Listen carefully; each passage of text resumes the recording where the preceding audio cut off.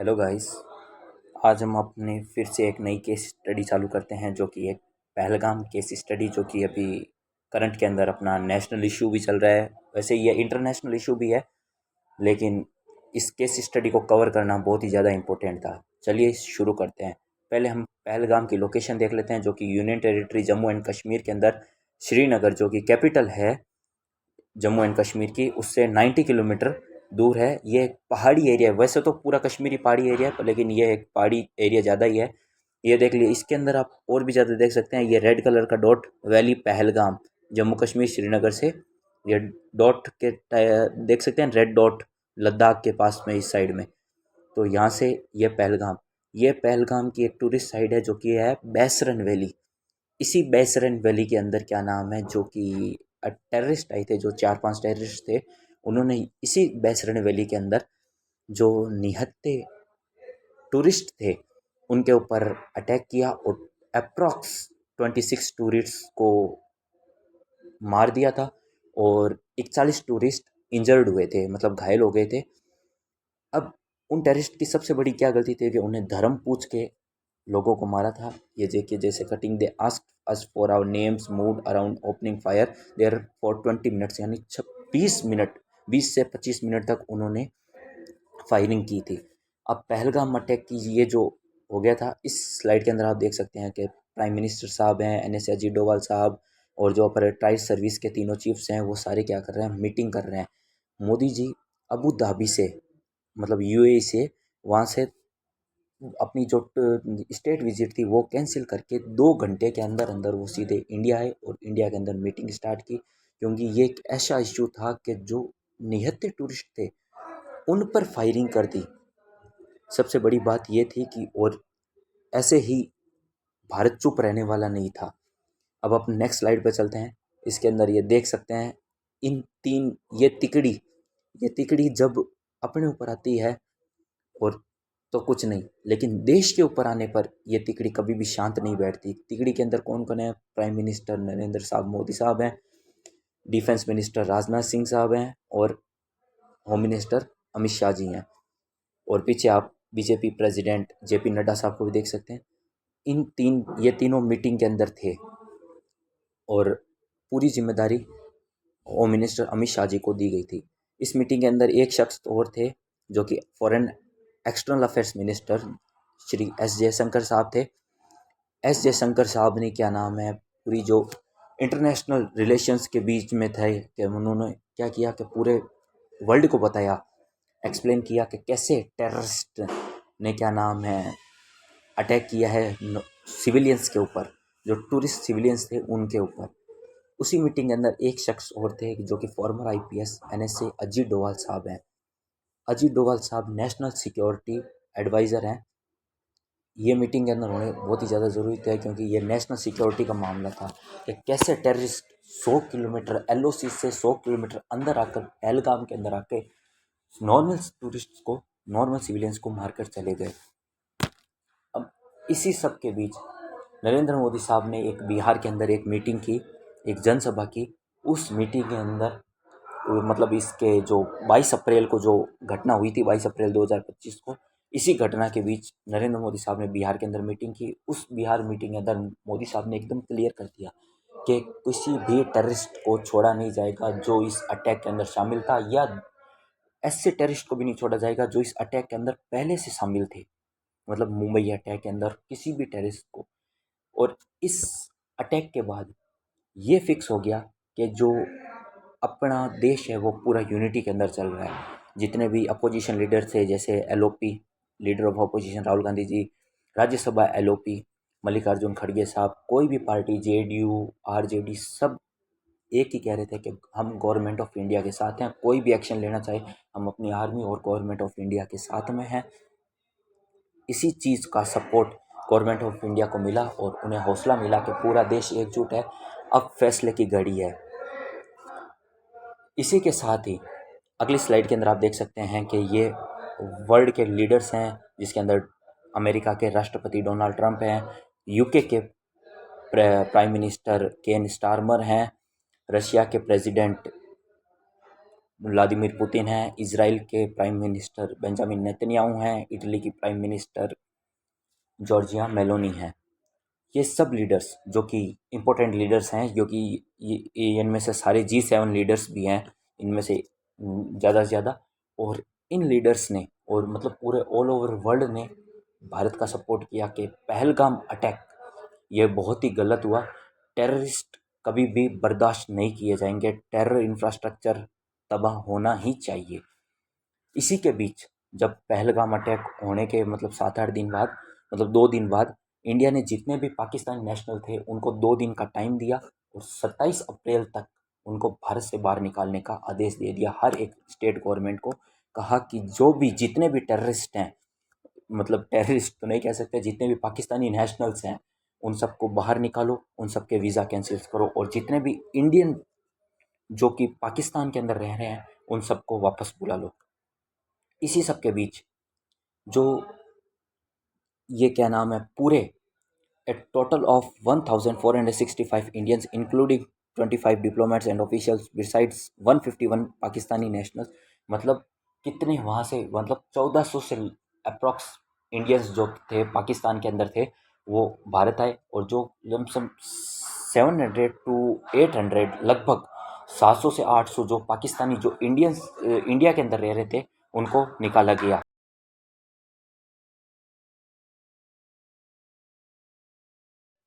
इस सब के बीच आप इस स्लाइड के अंदर देख सकते हो कि ये इंडस वाटर ट्रीटी की एक छोटी सी टेरिटरी है। इसके अंदर कहा गया, क्या क्या नाम है, भारत सरकार ने आदेश दिया कि जो इंडस वाटर ट्रीटी जो कि 1907 के अंदर मतलब सिंधु जल समझौता हुआ था उसको रिजेक्ट कर दिया जाए। फिर आया कि पाकिस्तान का जवाब भी आया कि क्या नाम है, हम ऐसा नहीं सहेंगे, ये कर देंगे वो कर देंगे। इसी बीच भारत सरकार ने एक और कह दिया कि जो अटारी वाघा बॉर्डर है उसको भी सीज कर दिया जाए, वहाँ से कोई भी जो बीटिंग रिट्रीट सेरेमनी, जो रिट्रीट सेरेमनी होती है वो भी नहीं होगी, कुछ भी नहीं होगा, पाकिस्तान के साथ सारे संबंध तोड़ दिए जाएंगे। फिर आते आते डेट आई तो 6 मई की। 6 मई को गवर्नमेंट ऑफ इंडिया ने कहा कि हम एक सिविल डिफेंस मॉक ड्रिल आयोजित करना चाहते हैं पूरे देश के अंदर। वो मॉक ड्रिल होगी, उसके अंदर ब्लैकआउट भी होगा, उसके अंदर नागरिकों को समझा जाएगा कि कैसे अगर युद्ध की स्थिति हो जाए तो हम कैसे अपनी सुरक्षा खुद कर सकते हैं। पूरे देश की सुरक्षा हम सब मिलकर अपने देश की सुरक्षा कर सकते हैं, और बड़े बुजुर्गों की कैसे रक्षा करें। फिर आती है 7 मई की डेट। उस 7 मई को सुबह, 7 मई की सुबह मतलब 6 मई कंप्लीट होके 6-7 मई के बीच में ऑपरेशन सिंदूर नाम का एक ऑपरेशन इंडियन आर्मी और एयरफोर्स ने लॉन्च किया, जिस जो 1:05 पे चालू हुआ और 1:25 पे कंप्लीट भी कर दिया उन्होंने।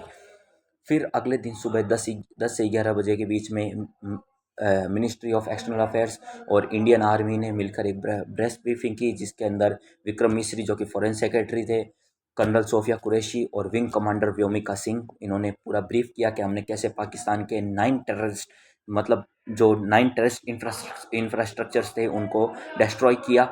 और ये दो तो आप कभी भूलना भी मत, क्योंकि ये दो लेडीज़ ही हैं जिन्होंने देश की क्या नाम है एक बताया है कि कैसे वुमेन्स भी हमेशा आगे रह सकती हैं। उन्होंने तो, और जो टेररिस्ट थे, सबसे बड़ी बात कि उन्होंने टेररिस्ट ने महिलाओं को छोड़ दिया था मारने, मतलब कहा कि मोदी को जाके कहो। तो वो कह रहे थे कि मोदी को जाके बताओ। अब ये बता रही है, मतलब मोदी की तरफ से ये बता रही है कि हमने क्या किया है। अब मेन बात है, इन्होंने बताया ब्रेस्ट ब्रीफिंग के अंदर के जो टेररिस्ट आए थे वो सबसे बड़ी एक संगठन है पाकिस्तान के अंदर, द रेजिस्टेंट फ्रंट, जो कि जैश ए मोहम्मद का ही एक सब ऑर्गेनाइजेशन है इसके अंदर। और फिर इसके अंदर प्रेस ब्रीफिंग के अंदर उन्होंने बताया कि हमने 9 टेररिस्ट पैड्स जो कि LOC के पास में थे, आप इनकी लिस्ट भी देख सकते हैं।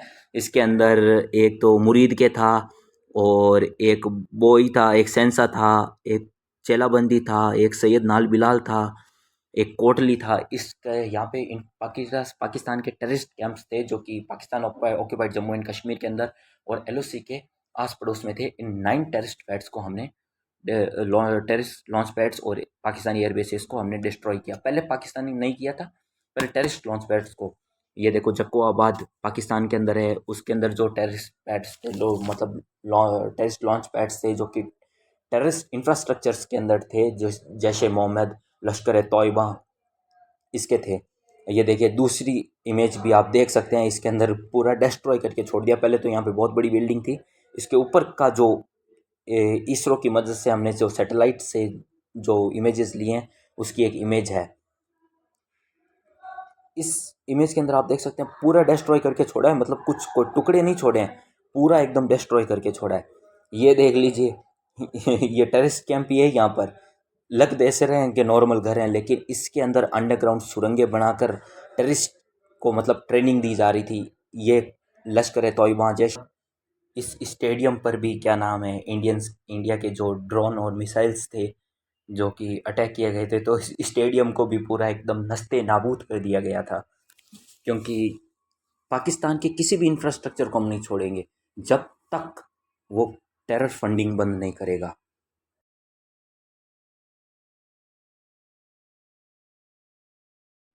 कहते हैं ना कि लातों के भूत बातों से नहीं मानते हैं। ये पाकिस्तान की फितरत में ही रहा है कि पहले तो अपने मैं कहना नहीं चाहूँगा जो कि फॉर्मर गवर्नमेंट्स थी, पूर्व सरकारें थी, उन्होंने कभी पाकिस्तान के ऊपर इतना एक्शन नहीं लिया जितना कि 10 साल के अंदर गवर्नमेंट ऑफ इंडिया ने लिया है, मोदी सरकार ने।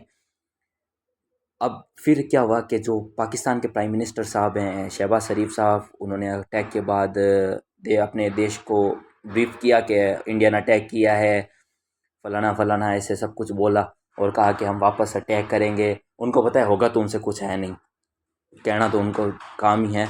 फिर उन्होंने वापस अटैक किया, जम्मू के अंदर कुछ थोड़े बहुत एरिया के अंदर अटैक किया, लेकिन जो अपने रशिया से जो अपने S-400 मिसाइल सिस्टम ले रखा था, जो कि अजिशा वैसे ही अपना फ्रेंड तो बहुत अच्छा है, S-400 मिसाइल ने पाकिस्तान के किसी भी एयर एक मिसाइल को भी नीचे लैंड पर नहीं आने दिया, हवा के अंदर ही ख़त्म कर दिया।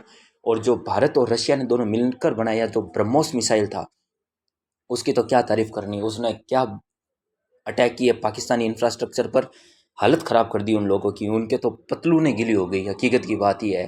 वीडियो आए थे लोगों के पास कि क्या नाम है, पाकिस्तान तो रो रहा है कि हमें बचा लो, हमें बचा लो।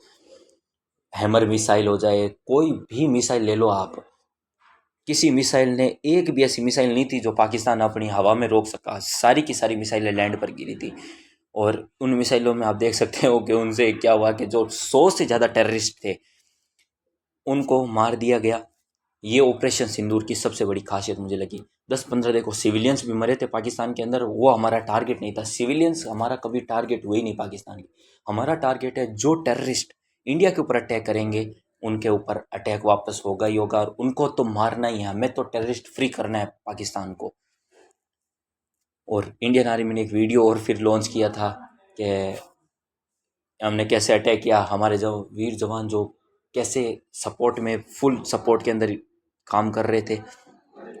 ब्रह्मोस मिसाइल ने काबिल तारीफ़ किया काम। फिर आया सीज़ फायर का टाइम, जो कि अप्रॉक्स 12 या 13 मई को बात चली थी कि क्या नाम है सीज़ फायर करेंगे। डोनाल्ड ट्रंप ने ट्वीट किया कि बहुत समय बाद हम सीज़ फायर कर रहे हैं, बहुत ज़्यादा हो गया अटैक्स, अब बंद करो अटैक्स। लेकिन भारत और पाकिस्तान दोनों एक दूसरे की नहीं सुनने वाले थे। पाकिस्तान कह रहा था हम अटैक करेंगे, लेकिन होता उनसे कुछ नहीं है। मोदी जी का जवाब एक था, मिट्टी में मिला देंगे। फिर पाकिस्तान की तो जो हरकत है ही है, टेररिस्ट के साथ इन्होंने हैकर्स को भी भेजा।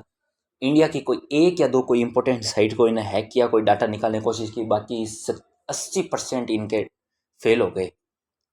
फिर क्या हुआ कि दोनों डीजीएमओ, दोनों के देशों के डीजीएमओ के बीच में बातचीत हुई। दोनों डीजीएमओ ने सीज़ फायर की घोषणा की। अपने राजीव भाई साहब है, उनके आसिफ करके नाम से कोई डीजीएमओ होंगे, अपन को पता नहीं, उनसे मतलब नहीं है। दोनों डीजीएमओ ने बातचीत की। फिर अपने गवर्नमेंट की एक ही है कि operation Sindoor not over yet, मतलब अभी तक ऑपरेशन सिंदूर जारी रहेगा जब तक कि एक एक पाकिस्तानी टेररिस्ट को मारकर गिराया नहीं जाता।